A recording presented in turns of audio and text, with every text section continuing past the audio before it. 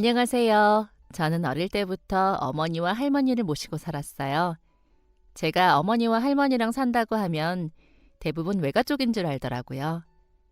그럴 만도 한 게 외할머니와 저희 어머니라면 모녀 사이니까 모시고 산다고 해도 이상하게 느껴지지 않죠. 하지만 우리 집은 특이하게도 친할머니와 어머니, 그리고 제가 살고 있어요. 게다가 저희 집의 사연을 들어보면 더더욱 놀랄 수밖에 없는데요. 어머니와 할머니가 함께 살게 된 이유가 더 감동적이거든요. 저희 아버지는 제가 어릴 적 돌아가셨어요. 아마도 4~5살쯤이었던 것 같은데 솔직히 말하면 아버지는 아파서 오랫동안 병원에 계셨기 때문에 잘 기억이 안 나요.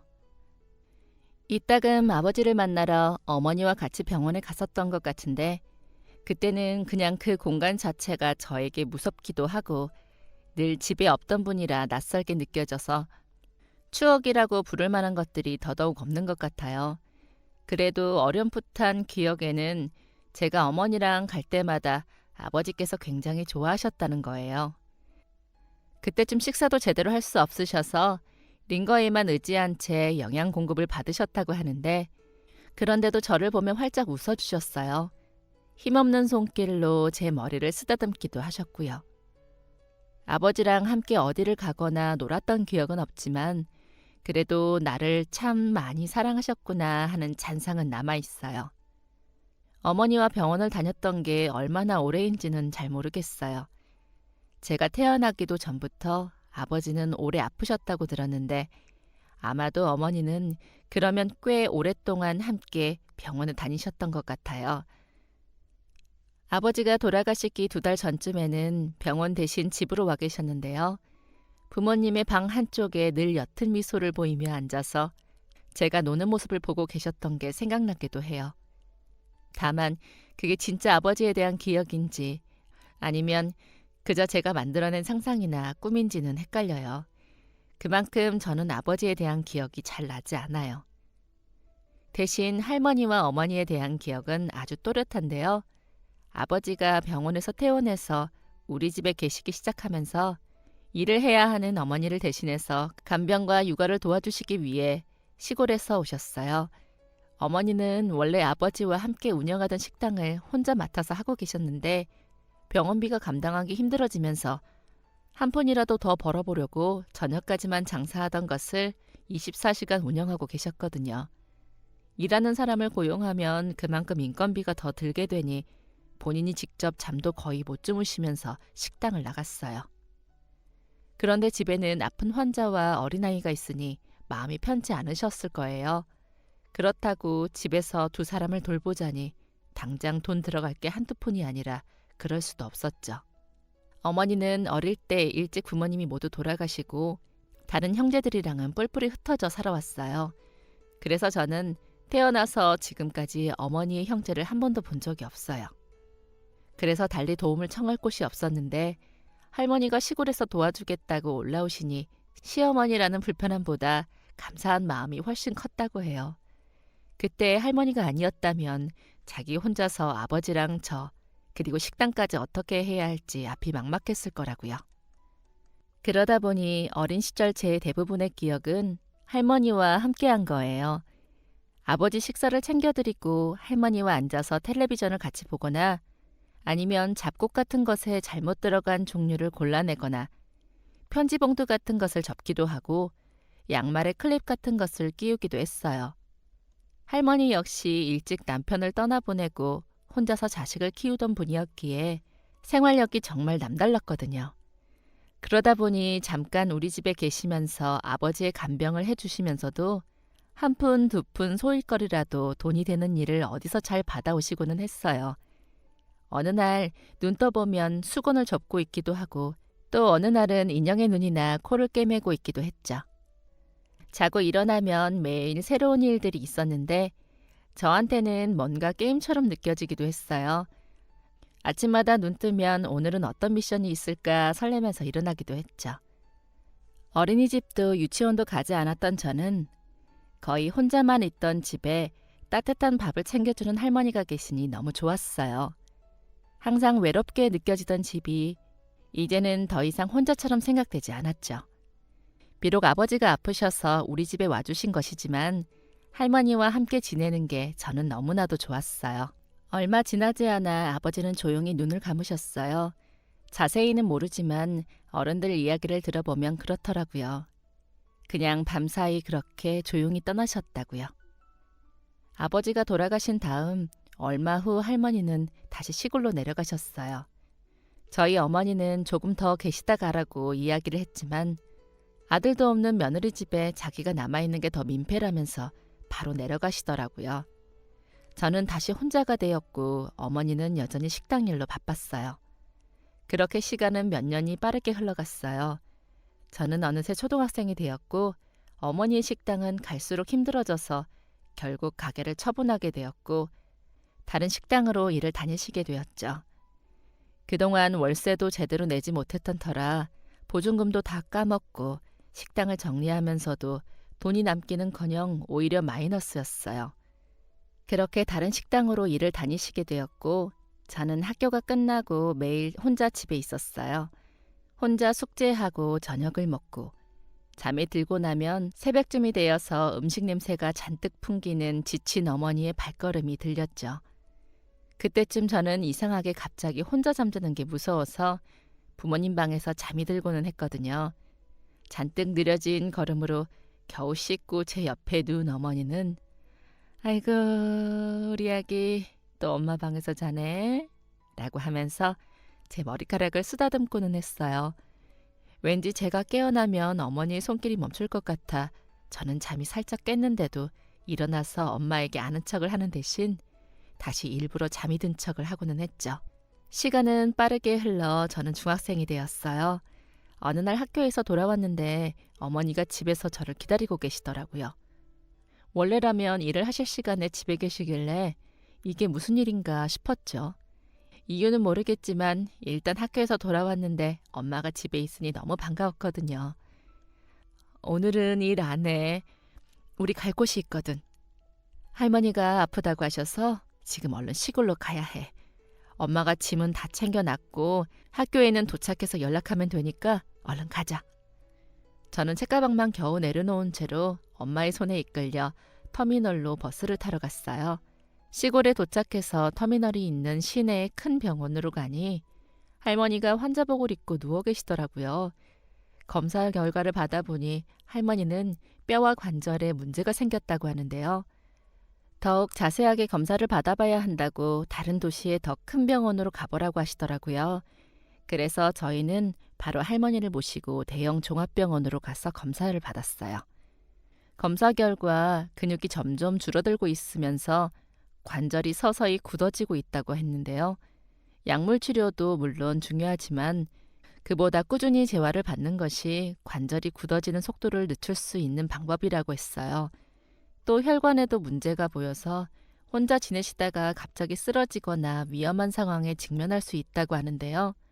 그래서 어머니는 할머니에게 저희와 같이 살기를 권유했죠. 싫다. 나이 들어서 자식들 고생시키는 것도 싫은데 남편 먼저 앞세운 며느리 신세를 지라고?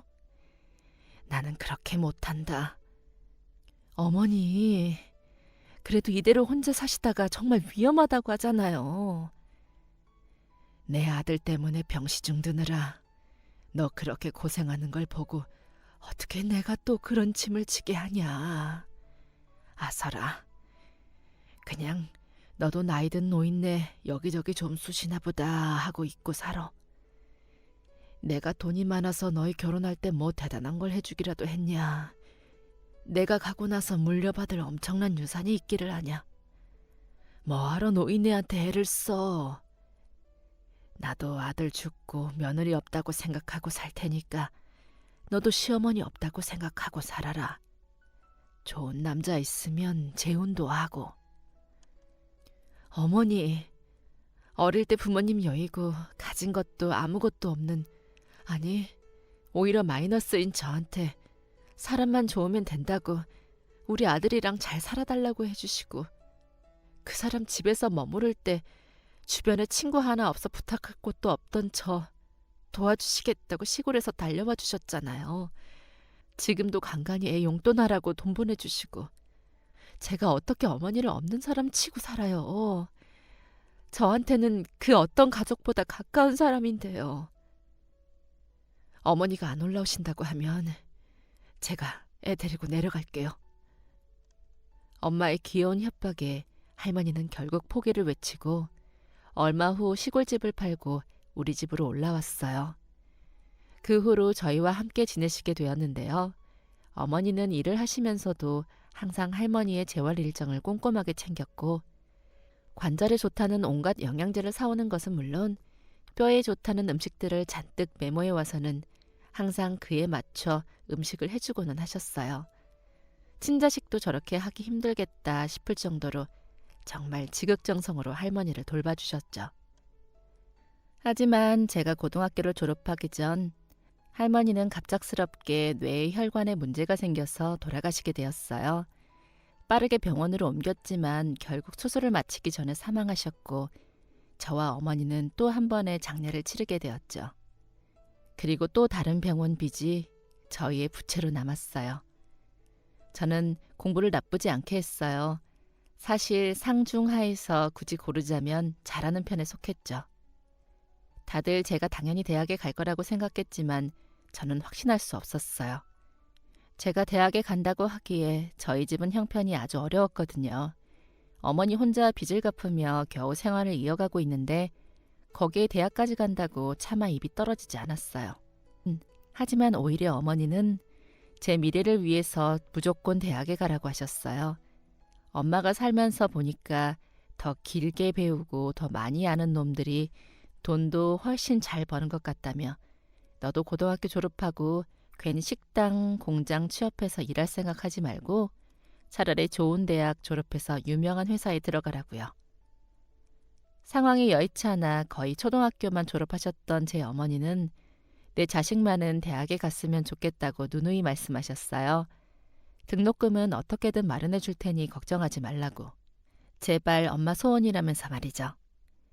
공부를 많이 해서 돈을 더 많이 벌 수 있다는 것도 물론 어머니의 뜻이었지만 아마도 그 내면에는 제가 조금 더 다양한 선택지를 가지고 꿈을 찾기를 바라는 마음이 크셨던 것 같아요. 괜히 부모님 때문에 저희 집안 때문에 당장 눈앞에 있는 현실만 쫓지 말고요. 대학에 입학한 이후 1년은 다행히 등록금을 받을 수 있었어요. 원래는 학교 기숙사 내에 카페에서 아르바이트를 했는데 이번에 공사에 들어가면서 일을 그만두게 되었는데요. 성인이니까 어머니에게만 맡기지 말고 나도 스스로 내가 쓸 돈은 벌어야겠다 싶은 마음이었기 때문에 다른 일자리를 다시 구하기로 했어요. 그래서 알아보기 시작했는데 때마침 동네 근처의 한 치킨집에서 다른 곳보다 시급을 더 넉넉하게 주더라고요. 일하는 시간도 저녁 시간이라 오후까지 학교에서 수업을 다 듣고 와도 딱 맞았고 주말은 더 많이 일할 수도 있다고 하니 완전 딱이다 싶었죠. 대신 워낙 바쁜 곳이라 전화주문부터 매장에 오는 손님들을 맡고 포장에 서빙까지 정신이 없다고 하더라고요.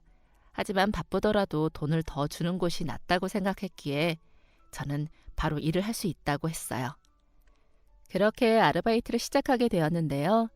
정말 생각보다 훨씬 바쁘고 할 일이 많더라고요. 그동안 전화하면 치킨을 튀겨서 가져다 주는 것만 봤었는데 막상 가게에 있으니 무도 정리하고 포장해야 하고 음료도 챙겨야 하고 주류가 들어오면 냉장고에 정리해야 하고 정말 할 일이 많았어요. 가게라는 게 원래 이렇게 바쁜 곳이구나 싶기도 하고 예전에 엄마는 이렇게 힘든데 식당 일을 어떻게 혼자 했을까 싶기도 했어요. 너무 바쁘고 힘들었는데 그래도 일을 버틸 수 있게 해주는 두 가지가 있었어요.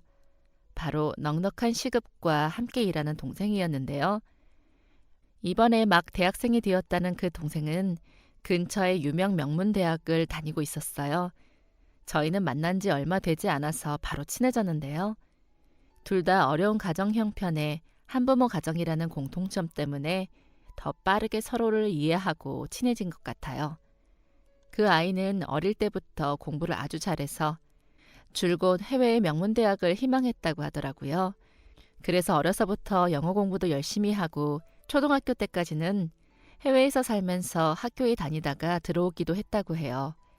원래는 아버지께서 사업을 크게 운영하셔서 돈을 잘 버셨다고 하는데요. 집에 방이 몇 개인지 정확히 모를 정도로 엄청 부잣집이었다고 하더라고요. 그런데 어느 날 아버지가 해외 생활을 접고 한국으로 들어오라고 하셔서 왔는데 그 사이 회사 실적이 많이 나빠져 있었어요. 사업이 점점 힘들어지면서 그동안 누렸던 것들을 하나씩 잃게 되었다고 하는데요. 호화롭던 해외 생활에서 한국의 학교를 다시 다니게 되었고 넓은 마당에 궁궐 같던 공주님 방에서 작은 주택으로 이사를 했다고 하더라고요. 우리 공주님, 아빠가 미안해. 조금만 지나면 금세 다시 예쁜 방도 만들어주고 좋은 데도 많이 데리고 다닐 테니까 아빠 믿고 조금만 참아줘. 미안해 우리 딸. 하지만 아버지의 희망과 달리 상황은 점점 더 나빠져만 갔어요. 아버지의 사업은 규모를 줄이다가 더 이상 해결할 수 없는 상황에 이르게 되었는데요. 결국 큰 빚을 지게 되었다고 하더라고요. 아버지는 회생이 도저히 불가능해 보일 정도로 사업이 무너진 것을 보는 것도 힘들었지만 그것보다 오랫동안 키워온 자식 같은 회사가 눈앞에서 사라지는 것을 보고 아주 많이 힘들어하셨다고 해요. 한동안 깊은 우울증에 시달려서 아무것도 하지 못한 채 집에 계셨다고 하는데요. 그러다 보니 집에서도 자주 어머니와 다툼이 있었다고 하네요. 그렇게 집안은 어느새 살고 있던 작은 주택도 더 이상 부담할 수가 없어 더 작고 허름한 곳으로 이사를 하게 되었는데요. 문을 열면 바로 도로가 나오는 판잣집을 얻게 되었다고 하더라고요. 그 생활을 견디지 못한 어머니는 결국 가족들을 두고 집을 나갔어요. 편지 한 장 없이 어느 날 학교에 다녀와 보니 어머니가 짐을 챙겨서 집을 나갔고 그 후로 몇 번 집으로 전화해서 잘 지내는지 소식을 물은 게 전부일 뿐 두 번 다시 만날 수는 없었다고 해요. 게다가 그 친구에게는 어린 두 동생까지 있었는데요. 아직 초등학생인 두 동생은 지방에서 건설 현장을 돌고 있는 아버지를 대신해서 그 친구가 오롯이 아이들을 돌보고 있더라고요. 같이 집안 사정이 어렵지만 저는 그래도 일하고 공부하고 하루를 빠듯하게 살면 그런 대로 지낼 수 있는데 그 친구는 그 사이에 어린 동생들까지 돌봐야만 했어요. 퇴근하고 집에 가면 아이들 숙제를 검사하고 다음날 가져가야 할 준비물을 챙기고 알림장을 확인한 다음에서야 자기 과제나 공부하고 잠드는 게 일과라고 해요. 대학 등록금에 생활비를 보태려고 아르바이트 하는 것도 모자라 어린 동생들까지 돌보다니 그냥 듣기에도 몸이 10개라도 부족할 것 같았죠. 그저 대단하다는 말 외에는 설명할 길이 없었어요. 저희는 1년간 같이 일을 하면서 굉장히 친해졌는데요. 워낙 사교성도 뛰어나서 저한테 친근하게 잘 대해주고 저 역시도 형제가 없어서 그런지 언니 하면서 사근사근 대해주는 그 아이가 좋더라고요. 게다가 일도 얼마나 잘하는지 함께 일하는 시간 동안은 단체 주문이 들어오거나 스포츠 경기 때문에 주문 전화가 빗발치고 홀이 꽉 차도 저희 둘이면 일당백으로 해낼 수 있었어요. 워낙 일을 잘하다 보니 주방에서도 다들 최고의 콤비라며 칭찬하고 사장님도 항상 근무 시간표를 저희 두 사람을 가장 바쁜 시간에 같이 넣으려고 하셨죠. 그렇게 가장 바쁜 시간에 함께 일하면서 전우애를 쌓아서인지 같이 일하는 사이라고만 설명하기에는 우정이 남달랐는데요. 제가 이 친구에 대해서 유독 더 애정을 느끼는 또 다른 이유가 있었어요. 비가 많이 오던 어느 날 식당에서 일을 마치고 집으로 돌아오던 어머니는 빗길에 넘어지는 사고를 당했는데요. 너무나 다행히도 크게 다치지는 않았지만 손목에 금이 가서 한동안 한쪽 팔을 아예 사용할 수가 없었어요. 그랬더니 이 이야기를 들은 친구가 다음날 저녁부터 저에게 도시락을 잔뜩 싸왔더라고요. 이게 뭐야? 언니, 어머니 손목 다치셨다며. 게다가 언니 학교 수업에 일하느라 밖에 오래 나와 있으니까 어머니 혼자 집에서 식사 챙기기가 어려울 것 같아서 간단하게 데워 먹을 수 있는 거로 이것저것 만들어 봤어. 내가 음식을 엄청 잘한다고 하기는 그런데 그래도 혼자 지내면서 애들 챙기고 이것저것 하다 보니까 먹을 만한 정도야. 아마 어머니 솜씨에는 따라가기 힘들겠지만 그래도 식사를 못 하시는 것보다 낫지 않을까 해서. 받아든 도시락을 열어보니 작은 용기에 각종 야채볶음과 나물 반찬부터 시작해서 장조림에다가 계란말이, 그리고 밥을 냉동해서 먹을 수 있도록 여러 개를 싸왔더라고요. 국도 얼려두었다가 녹여서 먹으라고 팩에 담아서는 아이스팩에 넣어왔는데 딸인 저도 이런 생각을 하지 못했는데 너무 감동했어요. 사실 저는 어머니가 요리를 못하시니까 간단하게 드실 수 있게 밥을 잔뜩 해두고 인스턴트 카레, 짜장, 라면만 장을 봐두고 왔었거든요. 혹시 부족하거나 드시고 싶은 거 있으시다고 하면 언제든지 말해줘.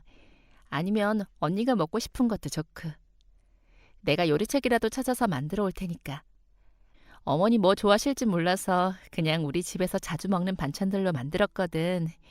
평소 애들 먹는 거라 입에 안 맞으실 수도 있어. 직접 찾아뵙고 해드리는 게 더 좋겠지만 학교랑 아르바이트랑 동생들까지 있어서 아쉽지만 이거라도 받아줘. 이렇게까지 하지 않아도 되는데. 고마워. 정말 고마워. 나도 우리 엄마한테 이렇게 못해줬는데 정말 고마워. 정말. 그 일이 있고 난 뒤 제 마음속에서 그 친구는 정말 세상에 하나뿐인 유일한 친구가 되었어요. 비록 나이는 1살 차이 나지만 그 애의 깊은 생각과 마음은 어쩌면 언니인 저보다 더 대단할 때가 많더라고요. 동생들을 돌봐서 그런지 저보다 훨씬 어른스럽게 느껴질 때가 많았어요. 그리고 그럴 때면 동생이지만 굉장히 의지가 되고는 했죠. 저희는 같은 동료로서뿐만 아니라 친구로서도 굉장히 좋은 사이였어요. 계속 함께 일하고 싶은 마음이 컸지만 너무나 아쉽게도 저에게 더 좋은 제안이 들어왔어요. 아는 친구가 자신이 하던 과외를 소개해줬거든요. 그동안 과외를 해보고 싶은 마음은 있었는데 적당한 기회가 없었어요. 그런데 같은 과의 친구가 휴학하게 되면서 자신이 하던 과외 자리를 소개해주겠다고 하더라고요. 그 친구는 부잣집 아이들 3명을 모아서 그룹 과외를 하고 있었는데요. 덕분에 시간은 동일한데 비용은 일반 과외보다 더 받아서 시간 관리하기도 좋다고 했어요. 그곳에서 1년 넘게 과외를 하던 친구가 소개해준 곳이다 보니까 면접 겸 얼굴을 보러 갔을 때도 학생들 어머님이 별다른 말씀을 하지 않으시더라고요. 우리 선생님이 추천하는 분이라면 당연히 믿고 맡길 수 있다면서 말이죠. 덕분에 면접도 무사히 빠르게 통과됐고 수업하는 걸 몇 번 참여하면서 어떻게 진행되는지 보고 바로 제가 이어서 하기로 했어요. 솔직히 친한 동생을 생각하면 치킨집에서 계속 둘이 같이 일하고 싶지만 급여나 공부를 위한 시간 활용을 생각하면 도저히 이 과외를 거절할 수가 없었어요. 그래서 너무나 아쉬운 마음이었지만 1년 넘게 함께한 치킨집과도 그리고 동료와 헤어질 준비를 해야 했죠. 사장님에게 다른 알바생이 구해질 때까지만 하겠다고 이야기하고 무거운 마음으로 그 친구에게 사정을 이야기했어요. 그랬더니 그 아이는 오히려 활짝 웃으면서 너무 잘됐다고 축하해 주더라고요. 언니, 언니 그동안 과외 아르바이트 하고 싶어 했잖아. 그 정도 급여면 당연히 가야지. 우리가 같이 일하는 건 너무 좋지만 그건 꼭 여기가 아니라도 서로 연락하고 언제든지 만날 수 있잖아. 미안해할 필요 하나도 없어. 우리 서로 형편 잘 아는데 당연히 지금 현실에 더 도움이 되는 선택을 해야지. 아유, 언니도 참 그런 걸로 미안해하다니. 너무 잘됐다. 축하해. 우리는 이제 이 지긋지긋한 기름 냄새 말고 예쁜 카페나 아니면 공원에서 산책이라도 하면서 만나자. 일을 그만두기 며칠 전 사장님은 마지막 급여 정산을 위해서 저를 사무실로 불렀어요. 안쪽으로 들어가서 그동안 일한 시간을 다시 한번 꼼꼼하게 확인하고 이번 달에는 얼마나 들어올지를 계산했죠. 제가 계산한 것과 사장님이 알려주신 게 딱 맞아서 알겠다고 이야기하면서 퇴직금에 관해 물어봤어요. 사장님, 퇴직금은 혹시 월급날에 같이 들어오나요? 퇴직금? 무슨 퇴직금? 저 1년 이상 일했잖아요. 그런데? 그런데라뇨. 1년 이상 근무했으니까 퇴직금 지급해 주는 거 아닌가요? 아니, 얘 좀 봐라. 요즘 애들은 아무튼.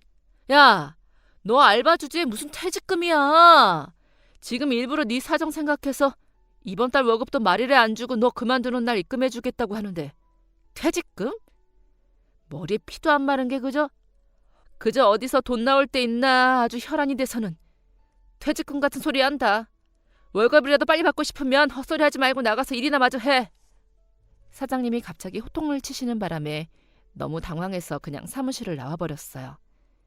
그 자리에서 바로 받아쳤어야 하는데 저도 모르게 기에 눌려서 자리를 벗어나게 되더라고요. 그리고 나오자마자 아차 싶었어요. 여기서 이렇게 물러서면 절대 돌려받을 수 없겠다는 생각이 들더라고요.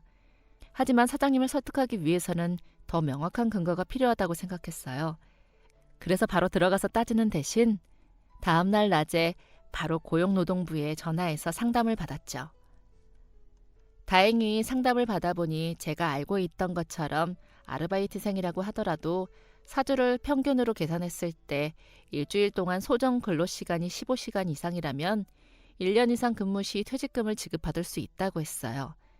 작성한 근로계약서를 꼼꼼하게 살펴보면서 더 상세하게 이야기를 나눠보니 저는 퇴직금을 받을 수 있는 기준에 딱 맞아떨어졌죠.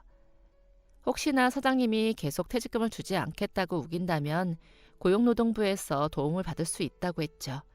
저는 우선 사장님과 다시 한번 이야기를 나눠보기로 했어요. 출근 시간보다 조금 더 일찍 도착해서 저는 사장님에게 낮에 고용노동부와 상담한 내용을 전달했어요. 그리고 혹시나 퇴직금을 지급하지 않는다면 다음날 바로 노동부에 신고하겠다고 강한 어조로 이야기했죠.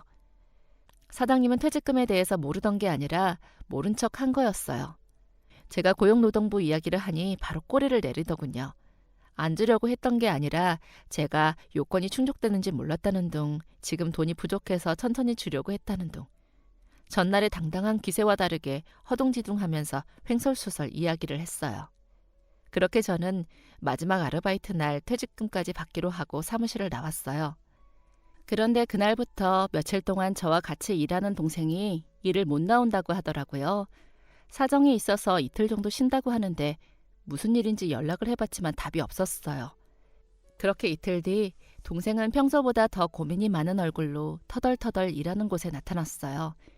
무슨 일인지 물어보니 잠시 망설이면서 지방에서 건설 현장에서 일을 돕던 아버지가 사고를 당해서 다쳤다고 하더라고요. 다행히 큰 부상은 아니었고 간단한 수술을 받고는 병원에 일주일 정도 입원을 하신다고 했어요. 병원비와 수술비에 당장 아버지가 일을 최대 한 달가량은 하실 수 없어 생활비까지 걱정이라는 이야기를 하면서 한숨을 푹 쉬더라고요. 생활비만으로도 빠듯했는데 수술비랑 입원비는 어떻게 갚아야 할지 모르겠다면서 앞이 막막하다고 했어요. 그 이야기를 들으니 마음이 무거워지더라고요. 뭐라도 도와주고 싶었지만 저는 이 친구처럼 요리를 잘하는 것도 아니고 제가 달려가서 병간호를 대신 해줄 수 있는 것도 아니고 그렇다고 제가 돈이 많거나 가정 형편이 좋아서 금전적으로 도울 수 있는 상황도 아니었죠. 저희 어머니가 아팠을 때 큰 도움을 받았기에 어떻게든 도움을 주고 싶었는데 방법이 없었어요. 원래도 어린 두 동생을 돌보며 빠듯하게 생활하고 있었는데 갑자기 이렇게 큰 병원비가 들다니 제 입장이라고 생각해도 아찔했어요. 그때 제 퇴직금이 생각났어요. 수술비를 내기에 충분한 돈은 아닐 것 같지만 그 돈이라면 병원비에 아버지가 일을 못하시는 동안 어떻게든 생활에 도움이 될 수 있을 것 같더라고요. 다만 저 역시 집안 사정이 좋지 않아 망설여졌어요. 그 돈을 받으면 힘들게 일하는 어머니에게 드리며 우리 집 빚을 갚는 데 보태려고 했거든요. 마음 같아서는 선뜻 주고 싶었지만 여러 가지 복잡한 생각이 들었어요. 그렇게 일을 그만두기 전까지 며칠 엄청나게 고민했어요. 그리고 마침내 결론을 내렸죠. 지난번에 반찬 해준 거 고마워서 어머니가 용돈이라도 주고 싶다고 하시거든? 계좌번호 좀 알려줘. 에이, 언니, 아니야. 내가 좋아서 해준 건데 용돈은 무슨. 어머니가 잘 드신 것만으로도 기뻐. 우리 엄마 고집 장난 아니거든. 1, 2만 원이라도 받아야지 아마 넘어가실 거야. 그러니까 그냥 받아줘. 난 언니 오늘 마지막 근무 날인데 선물 하나 못 샀는데 그러면 내가 너무 미안한데. 미안은 무슨. 내가 너한테 도움받은 게 훨씬 많은걸? 저는 지난번 어머니 도시락을 싸준 것에 대해 고마움을 표현하고 싶다고 계좌번호를 물어봤어요. 그렇게 마지막 근무를 마치며 동생과 인사를 나누고 다음 날 아침 퇴직금을 받자마자 바로 전날 그 아이에게 받은 계좌번호로 150만 원 정도의 금액을 보냈어요. 전송 버튼을 누르기까지 계속해서 고민이 됐지만 그래도 막상 보내고 나니 잘했다는 생각이 들더라고요. 그리고 며칠 후 수업을 마치고 나오는데 학교 앞에 익숙한 얼굴이 보였어요. 바로 그 동생이었죠. 저를 보더니 언니! 하면서 달려와서 안겼어요. 무슨 일이야? 나 기다린 거야? 언니가 보낸 돈 확인했어. 왜 그런 걸 보냈어? 언니한테도 엄청 큰 돈이잖아. 제가 보낸 돈을 확인하고 바로 인사를 하고 싶었는데 그날이 마지막 근무일이다 보니 다시 얼굴을 볼 수 없어서 학교 앞으로 찾아왔다고 하더라고요. 생각해보니 집 주소도 몰라서 학교로 가면 볼 수 있겠지 싶어서 무작정 찾아와 평소 제가 수업 듣는 건물 앞에서 기다렸다고요. 저는 동생을 데리고 학교 뒤편의 조용한 곳에 데려가 앉았어요. 자판기에서 음료를 뽑아 내밀었는데 보니까 얼마나 울었는지 눈이 퉁퉁 부어 있더라고요. 왜 그랬어? 왜? 이렇게 큰 돈을. 언니한테도 꼭 필요한 돈이잖아. 그런데 왜 나한테? 왜? 미안해. 언니한테 돈 받으려고 아빠 이야기했던 건 아닌데 돈 다시 돌려주려고 현금으로 뽑아왔어. 그러니까 가져가. 이걸 또 뭐하러 뽑아왔어? 너도 참. 나한테도 물론 큰 돈이지만 지금은 너에게 더 필요하잖아. 우리 집은 이제 엄마도 다 나아서 일 다시 시작해서 생활비 때문에 걱정할 정도는 아니야. 그런데 너희는 아버님이 일도 못하시고 갑자기 목돈까지 들어갔잖아. 어린 동생들까지 있는데 네가 얼마나 힘든 상황인지 눈에 선하더라. 어떻게든 도와주고 싶었어. 내가 돈이 더 많았다면 훨씬 크게 도와줄 수 있었을 텐데 이 돈은 그냥 너 해. 받아서 잘 쓰고 나중에 기회가 되면 갚을 날이 오겠지. 그리고 우리 엄마 다쳤을 때 네가 어떻게 해줬는데. 내 주변에서 아무도 나랑 엄마한테 그렇게 잘해준 사람이 없었어. 나한테 너는 친동생이나 다름없고 여기서 일하면서 널 만난 게 나한텐 가장 값진 인연이야. 그러니까 그냥 받아줘. 언니 미안해. 미안해. 뭐가 미안해. 이럴 때는 그냥 고맙다고 하면 되는 거야. 고마워. 고마워 언니. 이건 내가 꼭 갚을게. 꼭 몇 배로 이자까지 해서 갚을게. 미안해. 아니, 고마워. 저희 두 사람은 벤치에 앉아 서로를 부둥켜 안으며 한참을 울면서 미안하다는 것과 고맙다는 말을 반복했어요.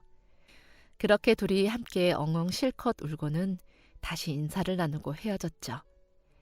다행히 제가 준 돈이 크게 도움이 되었다는 이야기를 들었고 그것만으로도 뿌듯함이 느껴지더라고요. 제 덕분에 큰 위기를 모면했다는 이야기를 들으니 원래 이렇게 쓰일 돈이었구나 싶기도 했어요. 그리고 저희는 종종 연락을 주고받고 일하는 치킨집에 들러서 이야기를 나누기도 했어요. 그렇게 서로 계속 연락을 주고받고 만나면서 지냈는데 시간이 지나면서 저도 취업 준비에 바쁘고 그 친구도 치킨집을 그만두고 더 돈을 많이 주는 다른 아르바이트를 찾게 되면서 자연스럽게 연락이 뜸해지게 되었죠. 그리고 언젠가부터는 각자 자기 삶에 집중하다 보니 연락이 완전히 끊어지게 되었어요.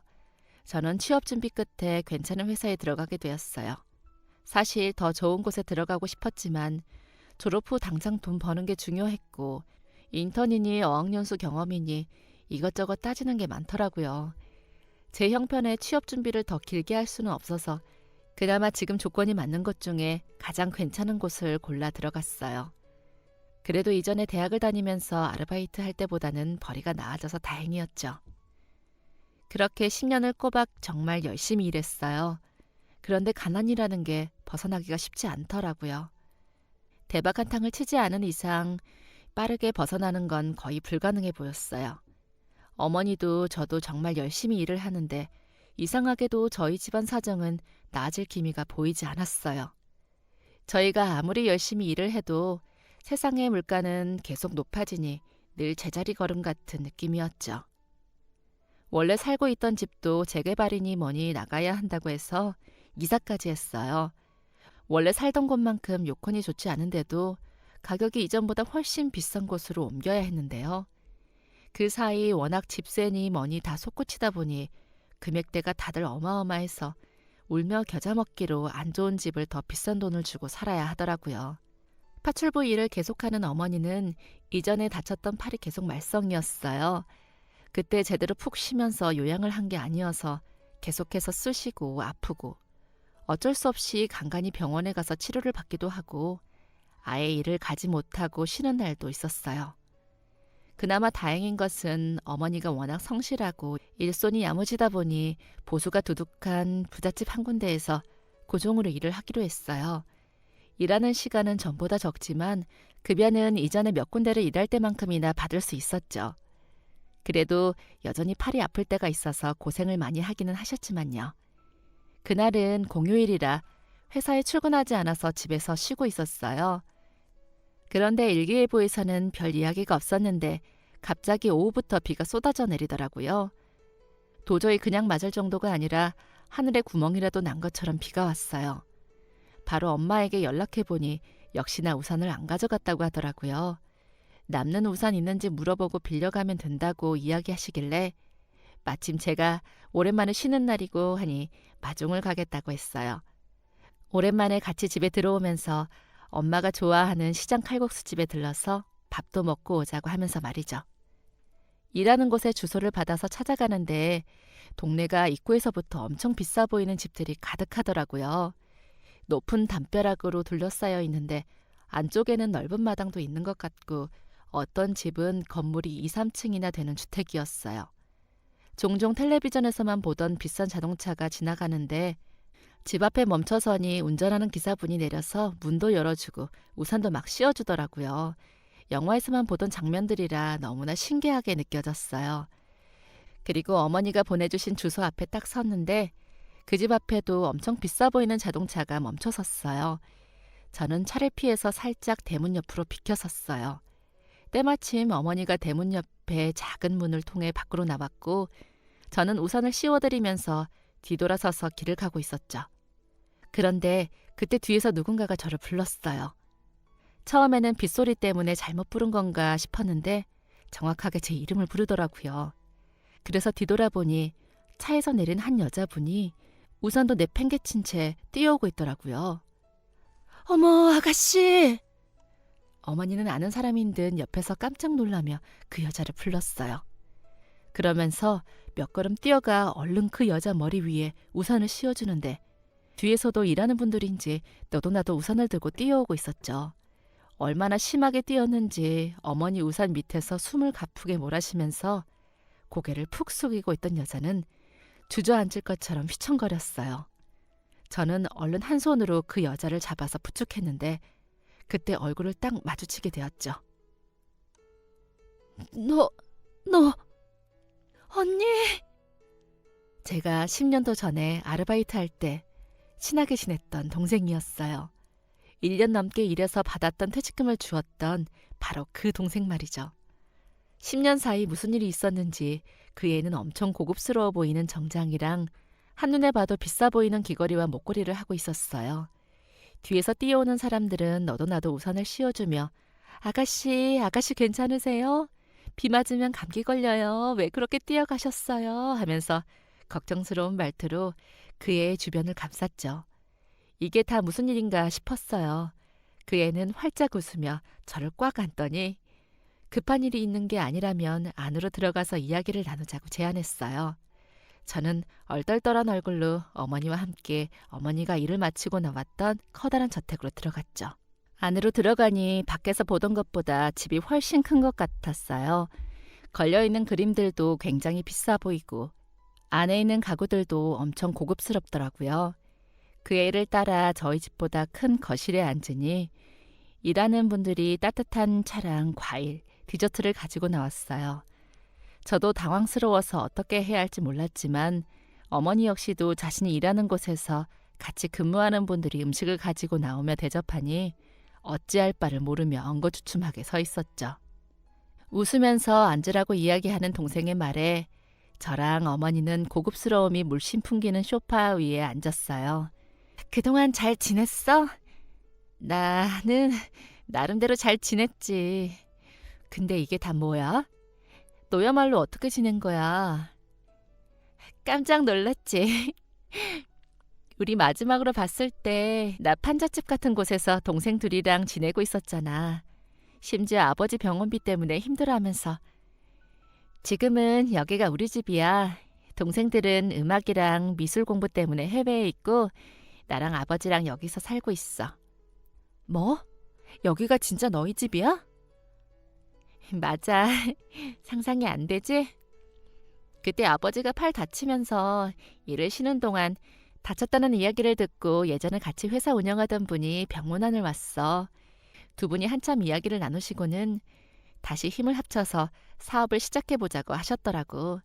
아버지는 한 번 망한 경험이 있어 고민을 많이 했는데 또 원래 사업하던 분이다 보니 그 제안을 거절하기가 어려워서 결국은 두 분이 다시 시작하게 되었는데 처음 1년 정도는 원하는 만큼 결과가 나오지 않아서 이번에도 안 되려나 생각했어.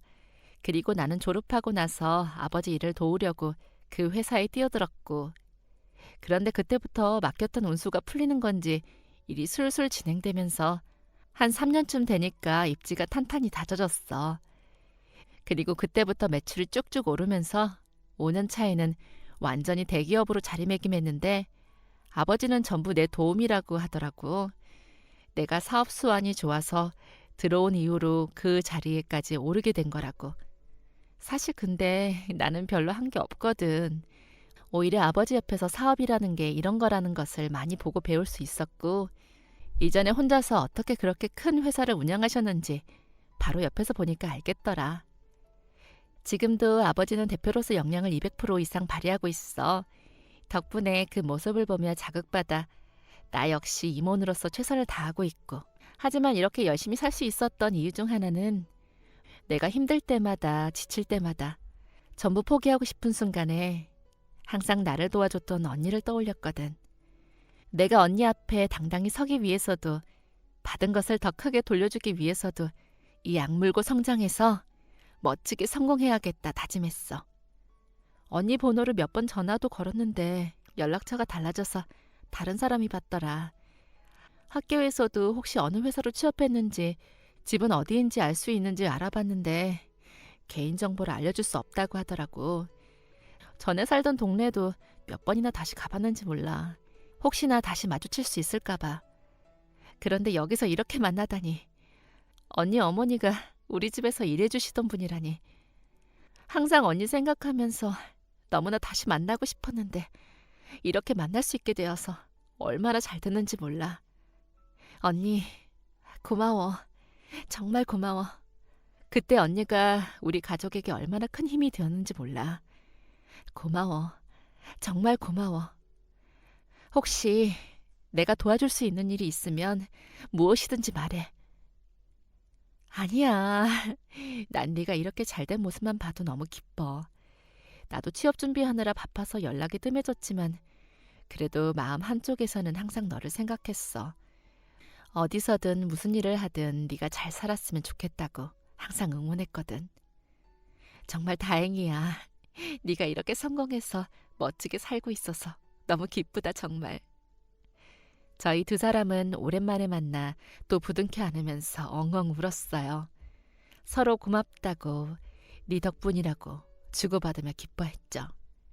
어머니에게도 옛날에 팔을 다쳤을 때 도시락을 싸준 친구가 바로 이 아이라고 소개했어요.